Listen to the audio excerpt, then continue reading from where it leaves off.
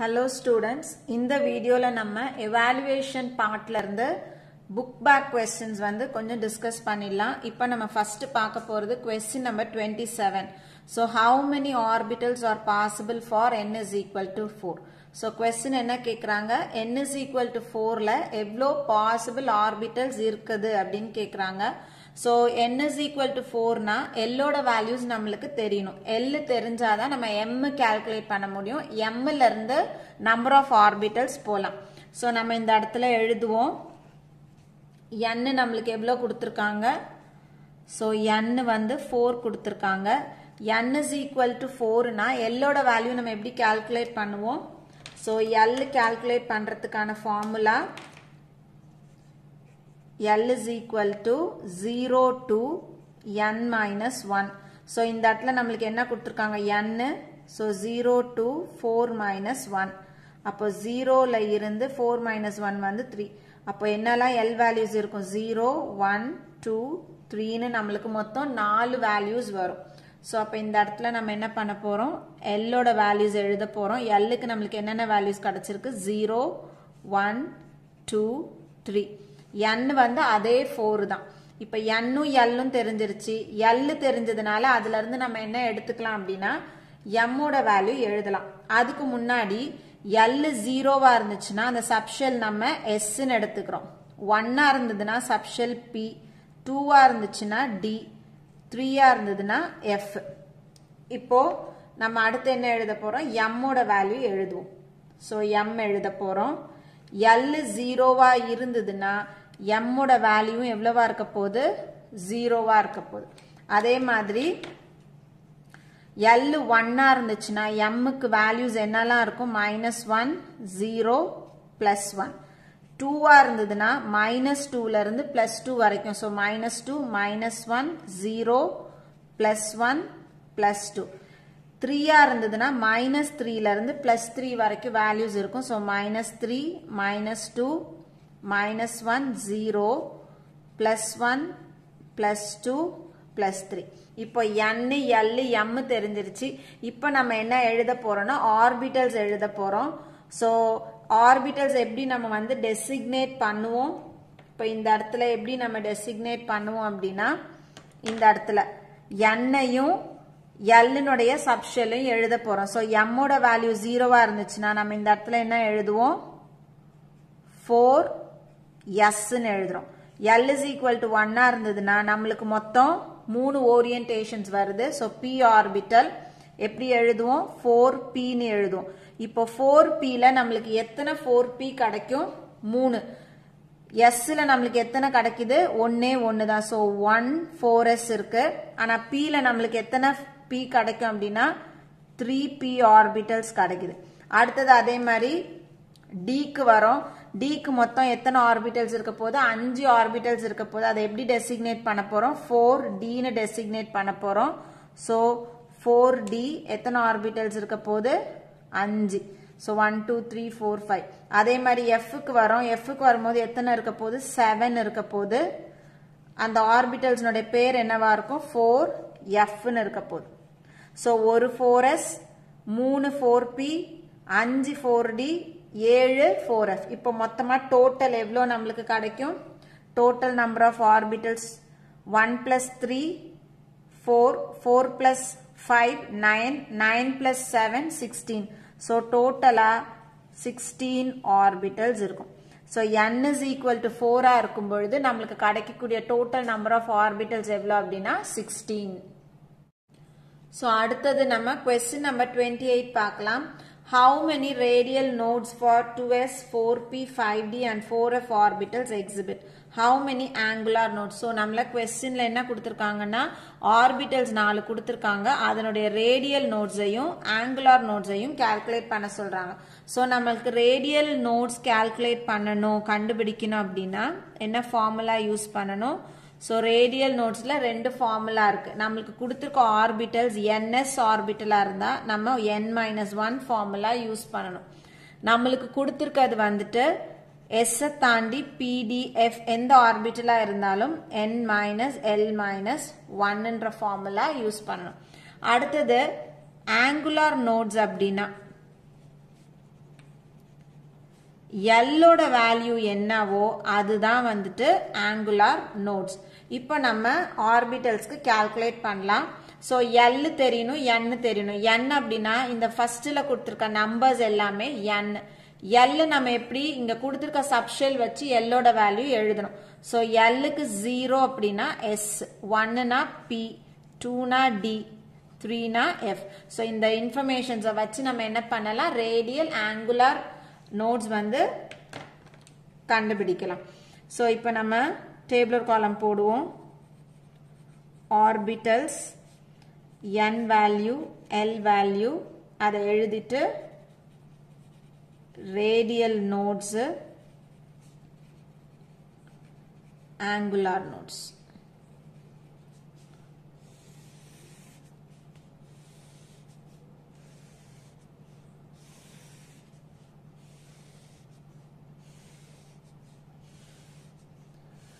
So first நம்மளுக்கு என்ன orbital கொடுத்திருக்காங்க, 2s கொடுத்திருக்காங்க. So 2s னா என்னோட வேல்யூ ஃபர்ஸ்ட்ல இருக்க number. So n is equal to 2. L ஓட வேல்யூ s வச்சு எழுதணும். So s னா L க்கு வந்து 0. இப்போ ரேடியல் நோட்ஸ் எப்படி கால்குலேட் பண்றது, நம்மளுக்கு ns கொடுத்திருக்காங்க. அப்ப என்ன ஃபார்முலா நம்ம யூஸ் பண்ணனும், n-1 ஃபார்முலா யூஸ் பண்ணனும். So n-1 யூஸ் பண்ணனா n is equal to 2. So 2 minus 1 is equal to 1. So இந்த இடத்துல ரேடியல் நோட் எவ்வளவு வருது, 1. ஆங்குலார் நோடுனா L ஓட வேல்யூ எழுத போறோம், அதனால 0. So 2s முடிஞ்சிருச்சு. அடுத்தது நம்ம எதுக்கு எழுதணும், 4p க்கு எழுதணும். 4p க்கு எழுதும்போது n ஓட வேல்யூ எவ்வளவு இருக்கு, 4. So L க்கு வந்து p கொடுத்திருக்காங்க. p னா எவ்வளவு எழுதணும், 1 ன்னு எழுதணும். So L is equal to 1. இப்போ ரேடியல் நோடுக்கு இங்க s கொடுக்கல, p ஆர்பிட்டல் கொடுத்திருக்காங்க. So நம்ம என்ன ஃபார்முலா யூஸ் பண்ணனும், n-l-1 ன்னு யூஸ் பண்ணனும். So n உம் l உம் நமக்கு தெரியுது, இந்த ஃபார்முலால அப்ளை பண்ணும். So n க்கு வந்துட்டு 4 minus L க்கு வந்து 1 minus 1. So is equal to 4 minus 2 which is equal to 2. So அப்ப இந்த இடத்துல ரேடியல் நோட்ஸ் எவ்வளவு வருது, 2 ன்னு வருது. இப்போ ஆங்குலார் நோடோட வேல்யூ எதை எழுதணும், L னுடைய வேல்யூ. So 1. அடுத்தது 5D கொடுத்திருக்காங்க. So n is equal to எவ்வளவு எழுதணும், 5. D ன்னு கொடுத்திருக்காங்க. அப்போ L க்கு எவ்வளவு வேல்யூ வரும், 2. இப்போ நம்மளுக்கு ரேடியல் நோட்ஸ் கால்குலேட் பண்ணுவோம். எதை வச்சு கால்குலேட் பண்ணணும், n minus l minus 1. So n வந்து 5, l வந்து 2 minus 1. So 5 minus 3 which is equal to 2. So radial node எவ்வளோ, 2. angular node எந்த வேல்யூ எழுதணும், l, 2. அடுத்தது லாஸ்டா நம்மளுக்கு 4f கொடுத்திருக்காங்க. So 4f n ஓட வேல்யூ 4, f ன்னு கொடுத்திருக்காங்க. f ன்னு கொடுத்தா நம்ம என்ன எழுதணும், 3 ன்னு எழுதணும்.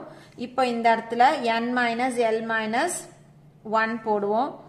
So 4 minus 3 minus 1. So which is equal to 4 minus 4 is equal to 0. So radial node எவ்வளோ வருது, 0. angular node எவ்வளோ, 3. So ரேடியல் நோடும் ஆங்குலார் நோடும் கண்டுபிடிச்சாச்சு. ஸோ நம்மளுக்கு கொஸ்டின்ல கொடுத்துருக்கிறதுல எல் வேல்யூ எடுத்துட்டோம்னா அதுதான் ஆங்குலார் நோடு. எல் வேல்யூ எதை வச்சு எடுப்போம், எந்த சப்ஷெல்னு பார்க்க போறோம், எஸ்ஆ, பிஆ, டிஆ, எஃப்ஆன்னு பார்த்து எழுத போறோம். என் அப்படின்றது அந்த ஃப்ரண்ட்ல கொடுத்துருக்க நம்பர், நம்ம ஈஸியா ஞாபகம் வச்சுக்கணும். ஸோ ஆக்சுவலா என் அப்படின்றது பிரின்சிபல் குவாண்டம் நம்பர். நம்ம வந்து ப்ராப்ளம் சால்வ் பண்றதுக்கு ஈஸியா அந்த சப்ஷெலுக்கு முன்னாடி என்ன நம்பர் கொடுத்துருக்காங்களோ அதுதான் என் வேல்யூ அப்படின்னு வச்சு ஃபார்முலால சப்ஸ்டிட்யூட் பண்ணி calculate பண்றோம். So next question number 32. What are the n and l values for 3px and 4dx square minus y square electron கேக்குறாங்க. So இந்த 3px க்கும் இந்த ஆர்பிட்டல்ல இருக்கக்கூடிய எலக்ட்ரானுக்கு n and l வேல்யூ கேக்குறாங்க. So சாதாரணமா நம்ம எப்பவுமே எப்படி n உம் l எழுதுவோமோ அதே தான் இங்கேயும் பண்ண போறோம். So நம்மளுக்கு இந்த இடத்துல x ன்னு அந்த ஸ்பெசிஃபிக்கா ஆர்பிட்டல்ஸ்னுடைய பேர் கொடுத்திருக்காங்க.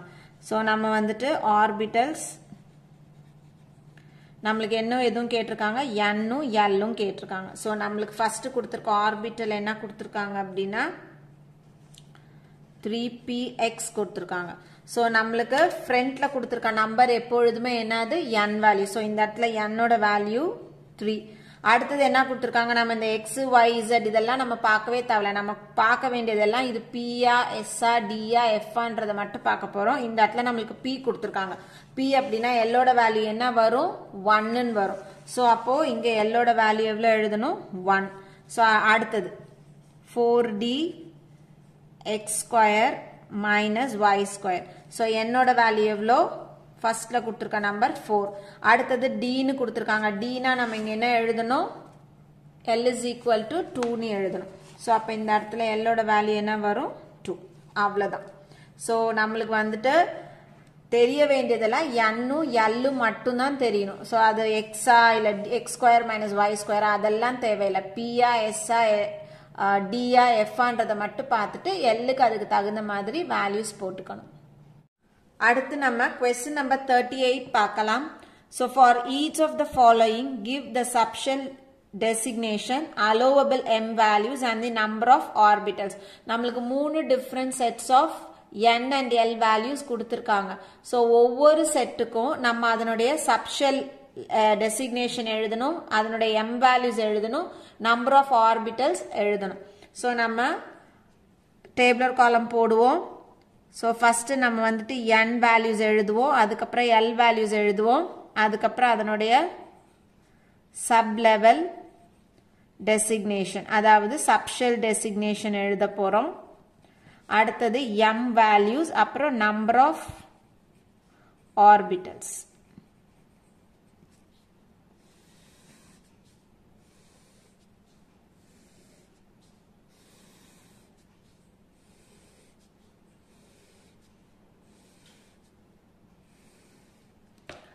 So first set நம்மளுக்கு என்ன கொடுத்திருக்காங்க அப்படின்னா n ஓட வேல்யூ 4 ன்னு கொடுத்திருக்காங்க. So இது first set. l ஓட வேல்யூ 2 ன்னு கொடுத்திருக்காங்க. So இத வச்சு நம்ம இப்ப என்ன எழுத போறோம், sub level designation எழுத போறோம். So எப்பவும் எழுதுறதுக்கு முன்னாடி நம்ம என்ன பண்ணிக்கணும், இந்த l க்கான வேல்யூஸ் வந்து பார்த்துக்குவோம். l is equal to 0 னா s, 1 னா p, 2 னா d, 3 னா f. சரி, இப்போ இங்க நம்மளுக்கு டெசிக்னேஷன் எப்படி எழுதுவோம், ஃபர்ஸ்ட் n ஓட வேல்யூ எழுத போறோம். சோ 4 ன்னு இங்க எழுதிக்கிறோம். இப்போ l க்கு 2 கொடுத்திருக்காங்க. 2 னா நம்ம இந்த இடத்துல என்ன எழுதணும், d ன்னு எழுதணும். சோ 4d ன்றது டெசிக்னேஷன். இப்போ l is equal to 2 னா m ஓட வேல்யூஸ் என்னெல்லாம் இருக்கலாம், -2 ல இருந்து +2 வரைக்கும் போகும். சோ -2 -1 0 +1 +2. So மொத்தம் நம்மளுக்கு 5 orbitals கிடைக்குது. அப்ப number of orbitals எத்தனை இருக்கும் அப்படின்னா 5 இருக்கும். 5 என்ன orbitals இருக்க போது, 4d orbitals இருக்க போது. So 5 4d orbitals. ரெண்டாவது செட்டுக்கு பார்ப்போம். So ரெண்டாவது செட்டுக்கு நம்ம என்ன எழுத போறோம், n ஓட வேல்யூ 5, l ஓட வேல்யூ 3. So நம்ம எப்படி டெசிக்னேட் பண்ண போறோம், so first n எழுதணும், 5 ன்னு எழுத போறோம். 3 அப்படின்னா என்ன எழுத போறோம், f. so 5f. f அப்படின்னா -3 ல இருந்து m ஓட வேல்யூஸ் எவ்வளவு இருக்க போகுது, -3 ல இருந்து +3 வரைக்கும் போக போகுது. so -3 -2 -1 0 +1 +2 +3. so மொத்தம் எத்தனை ஆர்பிட்டல்ஸ் நம்மளுக்கு கவுண்ட் வருது, 1 2 3 4 5 6 7. so 7 ஆர்பிட்டல்ஸ் இருக்க போது. 7 என்ன ஆர்பிட்டல்ஸ் இருக்க போது, 7 5f ஆர்பிட்டல்ஸ் இருக்க போது. அடுத்தது தேர்ட் செட்டுக்கு பார்ப்போம். தேர்ட் செட் வந்து n is equal to 7. so third செட்ல n வந்து 7, l வந்து 0. so அப்ப டெசிக்னேட் பண்ணுவோம், 7 போட்டுற போறோம். s அப்படின்னா 0 அப்படின்னா நம்ம என்ன கொடுக்க போறோம், s ன்னு கொடுக்க போறோம். so 7s இது. அப்ப இந்த இடத்துல s அப்படின்னா l ஓட வேல்யூ 0 னா m ஓட வேல்யூ எவ்வளவு இருக்க போகுது, 0. so அப்போ எத்தனை ஆர்பிட்டல் இருக்க போகுது, ஒரே ஒரு ஆர்பிட்டல். so ஒரு s ஆர்பிட்டல் இருக்க போகுது. எந்த s ஆர்பிட்டல் இருக்க போகுது, 7s ஆர்பிட்டல் இருக்க போகுது. so இவ்வளவுதான் இந்த சம்மு. நம்மளுக்கு n l கொடுத்திருக்காங்க. நம்ம அதை வச்சு ஃபர்தரா என்ன பண்ண போறோம், அந்த சப்ஷெல் வச்சு டெசிக்னேட் பண்ண போறோம், m வேல்யூஸ் எழுத போறோம், நம்பர் ஆஃப் ஆர்பிட்டல்ஸ் எழுத போறோம். அடுத்தது question number 39. Give the electronic configuration of Mn plus 2 and Cr plus 3 கேட்டிருக்காங்க. So நம்மளுக்கு இப்போ ionic formல கொடுத்திருக்காங்க. So ionic form electronic configuration எழுதுறதுக்கு முன்னாடி நம்ம அந்த atom நோட electronic configuration எழுதணும். So first நம்ம Mn க்கு எழுதுவோம். manganese நோட atomic number வந்துட்டு 25. So 25 க்கு நம்ம electronic configuration எப்படி எழுதுவோம்? So அந்த order எல்லாருக்கும் ஞாபகம் இருக்கணும். சரியா? So அந்த ஆர்டர் வந்து நான் இந்த இடத்துல எழுதுறேன் ஆர்டர். ஃபர்ஸ்ட் 1s எழுதணும், அதுக்கப்புறம் 2s, 2p, 3s, 3p, 4s, 3d, அதுக்கப்புறம் 4p. ஸோ இந்த மாதிரி போகும். நம்மளுக்கு இவ்வளோ ஆர்டர் இருந்தால் போகிறோம். ஸோ Mn 25, இப்போ 25 எலக்ட்ரான்ஸ்க்கு இதில் ஃபில் பண்ண. ஸோ இதே ஆர்டரில் நம்ம ஃபில் பண்ண போகிறோம். ஸோ ஃபர்ஸ்ட் 1s, sல 2, அப்புறம் 2sல 2, அடுத்தது 2p, 2pல 6 எலக்ட்ரான். ஸோ டோட்டலாக இப்போ 10 ஆயிடுச்சு. அடுத்தது 3sல 2, 3pல 6, அதுக்கப்புறம் எங்கே போகணும்? 4sல 2. ஸோ இங்கே ஒரு 10, இங்கே ஒரு 10, 20 ஆயிடுச்சு. இன்னும் 5 இருக்கு. அந்த 5 எதில் கொண்டு போட போகிறோம்? 3d 5ன்னு போட போகிறோம். இப்போ இந்த இடத்துல நம்மளுக்கு என்ன கொடுத்துருக்காங்க அப்படின்னா Mn plus 2ன்னு கொடுத்துருக்காங்க. ஸோ plus 2 அப்படின்னா என்ன அர்த்தம்? 2 எலக்ட்ரான் வெளியில போயிருச்சுன்னு அர்த்தம். இதுல இருந்து 2 எலக்ட்ரான் வெளியில போயிட்டு குறைவா இருக்குன்னு அர்த்தம். ஸோ எந்த 2 எலக்ட்ரான் வெளியில போகும் அப்படின்னா இந்த எஸ்ல இருக்கக்கூடிய இந்த 2 எலக்ட்ரானும் வெளியில போயிடுது. அப்போ கான்ஃபிகரேஷன் என்னவா மாறும்? 1s2, 2s2, 2p6, 3s2, 3p6. அடுத்தது இப்போ என்ன வந்துருது? 3d 5ன்னு வந்துடும். இந்த 4sல எலக்ட்ரான் இருக்காது, 0ன்னு இருக்கும். ஸோ இங்கே எத்தனை பிளஸ் போடுறோமோ அத்தனை எலக்ட்ரான்ஸை நம்ம என்ன பண்ணிடணும்? இந்த நியூட்ரல் ஆட்டம்ல இருந்து வெளியில எடுத்துட்டு எழுதணும். இப்போ Cr plus 3க்கு போவோம். ஸோ plus 3 எழுதுறதுக்கு முன்னாடி நம்ம குரோமியம் எழுதணும். குரோமியமோட அட்டாமிக் நம்பர் 24. ஸோ குரோமியமுக்கு நம்ம எழுதுவோம் 1s2, 2s2, 2p6, 3s2, 3p6. So இந்த ஆர்டர் அப்படிங்க ஃபாலோ பண்றோம். இப்போ இதுல பார்த்தோம் அப்படின்னா இது வந்து நம்மளுக்கு வந்து எக்ஸ்பெக்டட் ஒன்னும் ஆக்சுவல் கான்ஃபிகரேஷன் ஒன்னு இருக்கும். ஸோ எக்ஸ்பெக்ட் பண்ற கான்ஃபிகரேஷன் என்ன அப்படின்னா இந்த இடத்துல நம்ம 4s2 போட்டோம்னா 20 ஆயிடும்.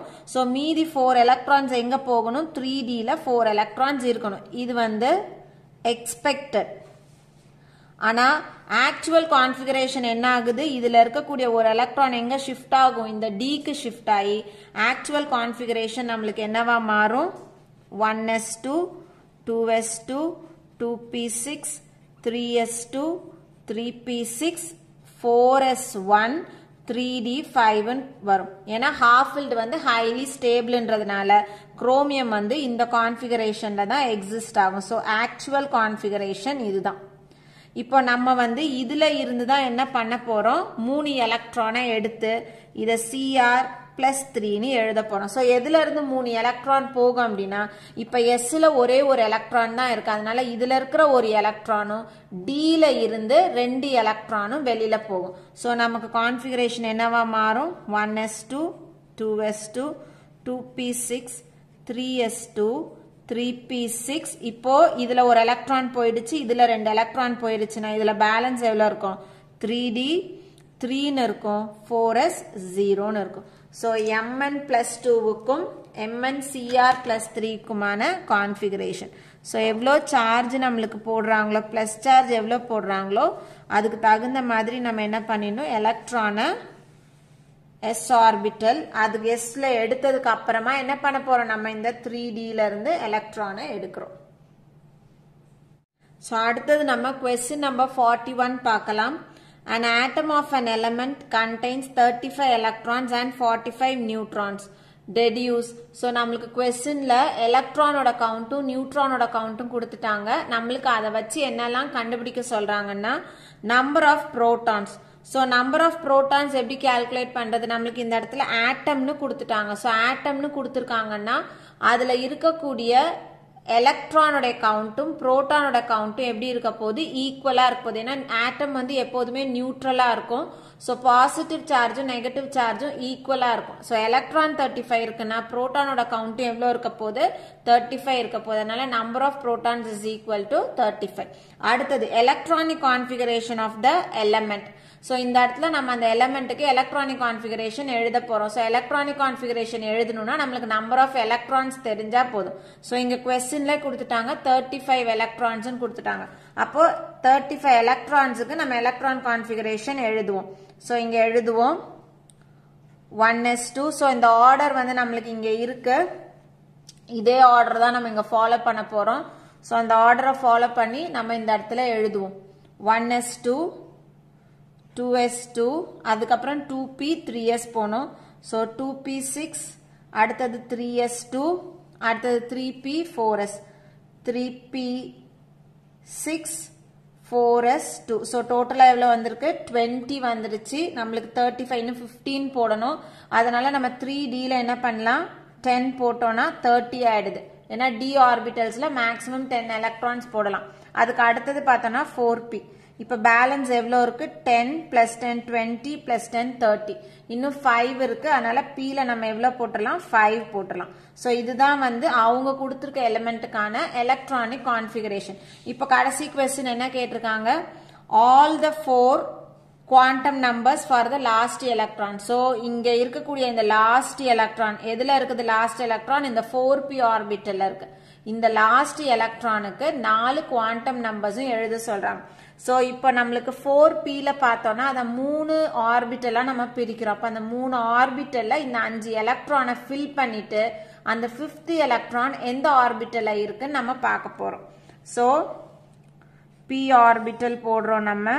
நம்ம இங்க போடுறது 4p ஆர்பிட்டல் போடுறோம். சோ இது 4px 4py இது 4pz. சோ மொத்தம் p ல எத்தனை போடணும் 5 எலக்ட்ரான் போடணும்.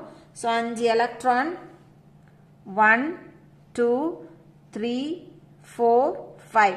சோ 5th எலக்ட்ரான் எங்க இருக்கு அப்படின்னா இந்த 4py ல இருக்கக்கூடிய இந்த எலக்ட்ரான் தான் லாஸ்ட் எலக்ட்ரான். சோ தனியா இந்த இடத்துல இருக்கிற எலக்ட்ரான் லாஸ்ட் எலக்ட்ரான் கிடையாது. அது தேர்ட் எலக்ட்ரான். இது 4 இது 5. சோ இதுதான் வந்து லாஸ்ட் எலக்ட்ரான். இந்த எலக்ட்ரானுக்கு தான் நம்ம என்ன எழுத போறோம் அப்படின்னா 4 குவாண்டம் நம்பர்ஸும் எழுத போறோம். சோ எலக்ட்ரான் எதுல இருக்கு 4p y ல இருக்கு. சோ இப்போ இத வச்சு நம்ம குவாண்டம் நம்பர்ஸ் எழுதுவோம். n ல இருந்து ஸ்டார்ட் பண்ணுவோம். n ஓட வேல்யூ எவ்வளோ 4.